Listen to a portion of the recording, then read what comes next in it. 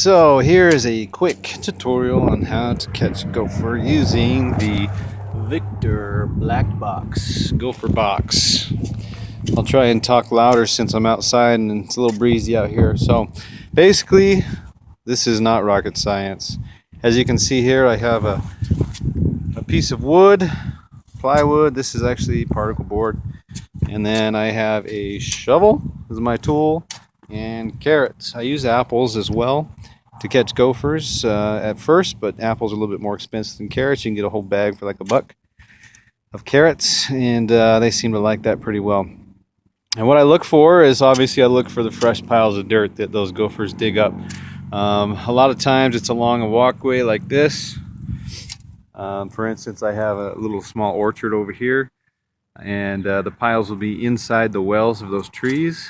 And what I found is that the gophers make a circle around the tree, their tunnel, and then they just eat their roots as they run into them. And so it'll eventually kill your tree. And I've lost 2 or 3 trees, and looks like I might lose 1 or 2 more due to those stupid gophers. So anyway, so that's the way I do it. I look for the piles, and then what I do is I don't dig directly on the top of a pile. So for instance, if you get a gopher pile like this, you can kind of see I don't dig directly on the pile. What I'm looking for is the main tunnel, which probably goes somewhere to the side of the pile. And it's kind of hard to find sometimes, but sometimes it's real easy to find. So just to give you an example, this is a hole I dug. There was a pile right here. No, actually this one I was walking along and stepped, and the dirt kind of caved in, so I knew that there was a tunnel there. As you can see here, I've already caught 1 gopher out of this hole, and these gophers have decided that this is not a good hole anymore, and they've started backfilling it. So what I'm going to do is I'm going to dig down this way a little bit further, stick my trap back in there, put my board on the top, and see if I can catch another one. And so just to give you an idea of what I do, I just get a shovel, and go down, pop up a little bit of dirt, just to uncover the hole. So you can see here it's already caving in right here. So looks like I've kind of discovered, and you can see in here, but I've discovered a couple of tunnels coming in and out of here. So I'm going to pause this, find the real tunnel, and come back. All right, out of breath from digging this stinking little hole. Okay, so here's the hole. All right, it's just a little bit further down. It's not uncovered. And what I like to do is I like to make the front of the hole nice and flat right there, so I can get a good solid seal right up here. I don't want to leave too much space so the gopher can get out and around and get the carrot and get back in with no problem. So make sure that's up there tight. You don't want to put too much stuff up here because you don't want to inhibit the spraying mechanism.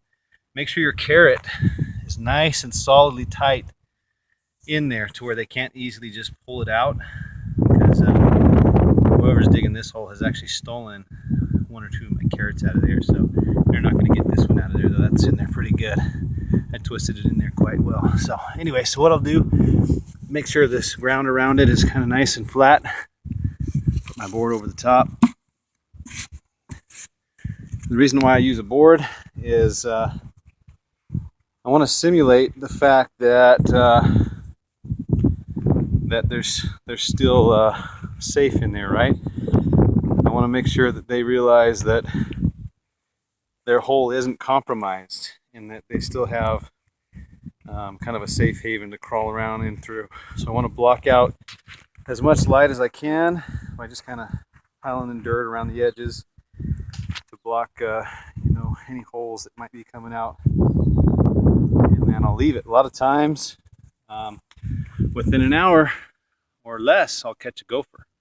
And this gopher seems to be pretty active. I set this trap a little bit earlier this morning, and it's already kind of tried to backfill the hole. So since I've kind of expanded the hole a little bit, and I find that sometimes it'll even backfill it again, I'll just have to keep kind of following the main hole until I catch the dang thing. So I've already caught 1 gopher out of this hole, so we'll see if I can catch this other one. All right, let me go check my other trap. And doing some leveling of my backyard, and so everything's kind of a mess right now. But this one's over here along the edge of my pool, and looks like I got me a gopher. See the difference? The spring mechanism's popped up. Carrot's still there. And there's my dead gopher butt.